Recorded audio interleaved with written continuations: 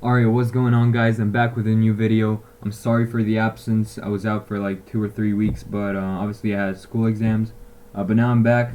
So today's video will be perhaps a bit shorter than the other ones, but it will be extremely helpful, I believe. So I'm actually going to go over a setup from 2 days ago on the Nasdaq, but also a trade that I missed in yesterday's session that happened really fast in like the first like 20 minutes of the session. But yeah, as I said, let's first go over this Nasdaq trade. Also, don't forget that I have a free market profile Discord link in the description. Also, a mentorship if you're interested, link in the description as well. But yeah, let's get started. So just to set obviously a bit of context here, let's first watch essentially the confluences we had going into the 2nd of February. So essentially, the most important thing, as you can see here, I have the overnight session on, but the most important thing we can notice is that we obviously have a failed POC and obviously a spike base or a spike probe, depending on what you want to call it, but it's the same thing. But yeah, there you go. We had a failed POC and a spike base. So what this infers is that usually we will want to take our trades based on where we open relative to this spike base, or at least relative to the extreme of the session. So in this case, first thing we can notice obviously about this is that the overnight is fully long. So usually people say that, okay, obviously we can agree that, yeah, okay, we're expecting a downside repair, but some people want to trade with it, but I don't really agree with that, because most of the overnight inventory, as I probably said over a couple of videos, is weak inventory, right? It's people that traded during the night. It's most likely not smarter money. So that being said, if we know that the overnight inventory is most likely a counter auction to this overnight inventory, which in this case is long, so in this case it will be towards the downside. Well, we know that it would most likely be essentially a repair, a liquidation of some shorter hands. So it's not something I really want to go with. If, let's say, you're looking for a trade and this is something you can add to your confluences, then so be it. You know, like, it's a valid factor. But in this case, it will be really helpful to know that if we get a downside move as our first move of the day, it's most likely not massive initiative taken by liquidity seekers. So yeah, let's go. So the second factor we can notice is that, obviously, as I said, when you have this type of a profile as your essentially reference profile, I mean the previous day, well, you want to trade based on where we open relative to the spike, right? So in this case, we opened above the spike. So if you open above the spike, or let's say your spike is towards the downside below the spike, in any case outside of the spike essentially, well, in that case the initiative is not over. So if in this case, let's see, so M period was initiating towards the upside. So if we open above the spike, well, that mostly means that initiative obviously continued during the overnight session, and is most likely not over, considering we opened above. So we already have two confluences, and we'll see how we can play them. So let me just play this. I'll just speed it up a bit. So these are in settings. There you go. So also what I need to mention is that an ideal setup in this case would be for us to completely come down to this spike base. But let's see if that happens, because it's a bit far off. But in any case, even if we come here towards this high of day here, I'll just mark it with a small reference here. Even if we come to this high of day here, it's already enough, to be honest, because I mean, if we come to the HOD in A period, I'm sorry, because essentially that will mean that we most likely have a lot of non-trend singles, which are likely to get revisited, right? So let's see what happens. In this case, that's kind of what we're getting here. So as I said, first move towards the downside is a correction of overnight inventory, but it's most likely not obviously initiative activity, right? So we got to pay attention to that, and let's see how it plays out. So in this case, as you can see, we're going to the downside, and there you go. Here we kind of got a rejection here. So usually what I'll look for is at least 3 or 4 factors, and a lack of obviously deprecating factors, but at least 3 favorable factors. So in this case, as we already said, if we're looking to take a trade towards the upside, ideally it would have been here, but usually, not usually, but oftentimes the market will simply just come around this HOD here, and will give you a pretty good opportunity to place your stop just below the M period high. So this is what happened in this case. So our 3 references in this case are obviously we opened above the spike. Our initial move is a weak move. It's a simple correction of overnight inventory. That's something that I mentioned quite often in Discord. By the way, I should show you guys. This is something I mentioned quite often in the Discord. But our third confluence here is obviously the non-trend singles. When you get so many non-trend single prints within a period, well, most likely they're going to get revisited unless it's a trend day. So if you get a trend day, in that case don't really worry about a period singles, because most of the day will be filled with the single prints if we actually get a pretty solid trend day. So don't really worry about that. But in this case, the market is most likely gonna trade through them at some point in the day. If not, even if it can even happen during B period. So this could be a valid long here. Let's see how it goes. So let's see how it goes. So it's looking pretty good right now. But this is not actually the trade I was looking to show you guys. There's actually a better trade. I mean, not a better trade, but there's an equally good trade that happened during the day. So there's also something to notice here. I'll just take off the overnight inventory for a second, just to show you guys. So, all right, where are we? Okay, there you go.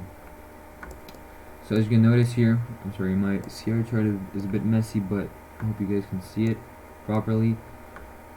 As you can see here, B period is like a point or a few ticks away from the opening price.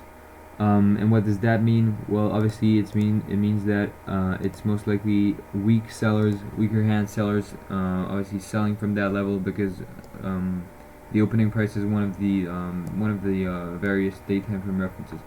So this will be important going into the later periods. I'll just speed it up a bit because nothing super interesting will go on for the next couple of periods. So I'll just skip a few of them. So let's see. Alright, so at this point, okay, I just skipped through what I wanted to show you guys. So at this point, we notice that, okay, we have a weak high rate in B period, a few ticks away from the opening price. Our POC is getting really wide. I mean, we're 4 out of 4 wide. That's extremely wide so early on. That basically means that every single period traded through fair value. So yeah. And also, you must always look where value area is developing. So value area in this case is developing higher. So in this case, we have 3 confluences. However, as we're later, not later, but we're quite a few. We're quite late in the day. I guess it's like my time is what is this? It's like 5:30 p.m. But as you can see, what's going on is that we actually made it to the spike base here in D period. But I'm not really sure I mentioned it. However, usually when we get, I'd say later than C period at least, usually for my entries I would look for a rejection, but if we're so late in the day, I'll just wait for a tempo loss. I mean, I have a couple of nuances. It's kind of hard to explain, but I'll just wait for tempo to lose, because if you just wait for a rejection, considering I currently don't have the footprint, so I can't really look if there's accumulation or not. So that's not really helpful, obviously. So I gotta rely on the profile and on the charts. But what I'll look for is a tempo loss. I'll show you guys how this looks like. If we just go on the bar chart for a second. So this in this case would be what I would say like rejection. We simply like kind of V-shape. So in the at this very moment I wouldn't get an entry, obviously, as I said. So let's see what happens. Like at this point, this may be considered as tempo loss. However, if you're looking for tempo loss, I'll just wait a bit. So in this case, hopefully we take out the low. As you can see, we took it out by just a few ticks, but that's enough. So if we just check the profile, we took it out by a few ticks here, but that's enough for me to get an entry, because this is what I call a TS setup. Essentially, we take out a short-term low, most likely taking the stops below that low, and yeah. So this is a valid entry, and essentially this spike base is simply adding to the three confluences we already have, which were value area shifting higher, B period weak high, and obviously the pom poc, which I should probably mark in yellow. Usually my POCs are in yellow. So at this point, as we're not really finding acceptance below the spike base, this means that no change has taken place relative to the previous session, and we're most likely going to gravitate back towards this fair value and this value area, which is shifting higher. So let's see. And obviously the ultimate target would be the B high, but that's quite far off. Let's see if we get there. So I'll just speed it up a bit. Let's see how it goes. Alright, so at this point, would I sell as of now? Not really. Why? Because G and H are so close there. Let's see. I mean, obviously, if you sold or not, it doesn't really matter. The trade worked at this point. Who knows? Maybe I'm wrong. Okay, no, it actually took it out. But yeah, to be fair, to be honest, I must have took it out already by then. But yeah, if you wanted to hold it, would be valid to hold, because G and H were weak. But yeah, there you go. K took them out, and yeah, that's a wrap for this session. So essentially, this is simply combining the different confluences and remaining objective. Why did I state a volatile market? It's not really linked to this particular profile, but if we just take a look at the S&P here for a sec, usually spike bases and failed POCs are not that common. I mean, they kind of common. Maybe you'll find some perhaps once every week or once every 2-3 weeks.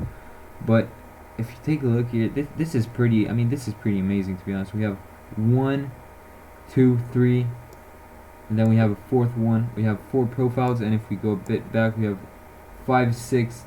So essentially, within like the past 2 or 3 weeks, we have 6 profiles that actually went out with a spike probe and with a failed POC. So that's absolutely insane. I mean, I've never seen this before. What this infers is that simply participants are getting short or long at very bad prices and are really vulnerable to get liquidated. But what we notice in this market is that despite this really vulnerability of liquidation from weaker participants, these profiles do not really retest their failed POCs that quick. I mean, if you take this one is still clean. This one got tested after like 3 sessions. This one, in this case, yesterday we filled it immediately. But some of these up here, this one, okay, these got filled. But there's also some of those up there that didn't get filled. I mean, it's pretty amazing, to be honest. So yeah, spike guidelines are extremely important in this type of market. So just to show you a trade I was looking at but actually missed, because it was a valid trade in the end, but it was not really perfect. So in A period yesterday, as we opened inside of the spike, well, essentially opening inside of the spike is really low confidence. So what I'll look for in these types of scenarios is that I'll look for either, let's say, a long from this low here towards the failed POC, or I'll just simply wait. So in this case, the initial move was a bit up, and then we got down. So once we took this out by like more than I don't know, like 7 points or 8 points, I was like, okay, I'm not taking long here. I'll just wait for this low volume area here. Plus that'll be a very nice trade. because we'll get all of these non-trend signals combined with the fact that we open within value area and we're looking for that failed POG destination. It never actually happened in A period, but as you can see, it perfectly transformed in D period. However, this was not a trade I was looking for. There was not much confluence. Value is lower. There was no sign of a weak structure, so I wasn't really interested in that trade. I didn't take it. The trade I missed, but at the same time, I'm not too mad of missing it. Is simply somewhere around here in A period. If we just pull up the chart, somewhere around A period, what happened is that it's I think it's here or something like that, somewhere around here. Essentially, we got a whole lot of non-trend signals towards the upside, and then we find rejection above the spike base, so no acceptance, meaning that change hasn't taken place. And this A low here, if I remember correctly, was quite questionable. I'll just check the Discord because I think I wrote it in Discord, but that low was quite questionable in the sense that it got like a few ticks away from half back. I can't really find it. I don't know where I put it. It was somewhere around here. But yeah, the low was pretty questionable. But again, as I said, usually when I'm looking to go the opposite way, these types of spikes will I most likely want us to open below the spike, because in that case it will mean that downside initiative is not over. So if I get a lot of spike like non-trend signals like this and get a rejection at the spike base, that's like a 10 out of 10 trade that occurs pretty often. But yeah, in this case it didn't happen. Yeah, so I'll just move on and we'll see what goes on next week. Also, what I mentioned in the Discord, just go over this real quick.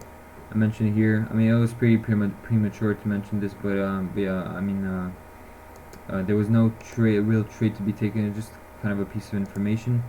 Is that usually what I noticed is that when we actually go one time frame this late in the day and the POC or value does not migrate, we're most likely gonna get back to this value area, at least, I mean, to this POC or at least this value area or fair initial balance.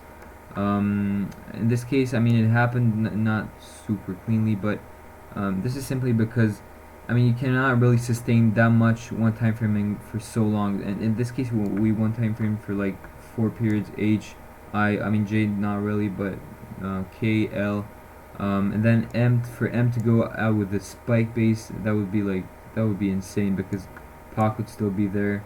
Maybe it would move up a bit, but that's it. So yeah, going into Monday, haven't done the analysis yet, but I mean, there's nothing really to say here.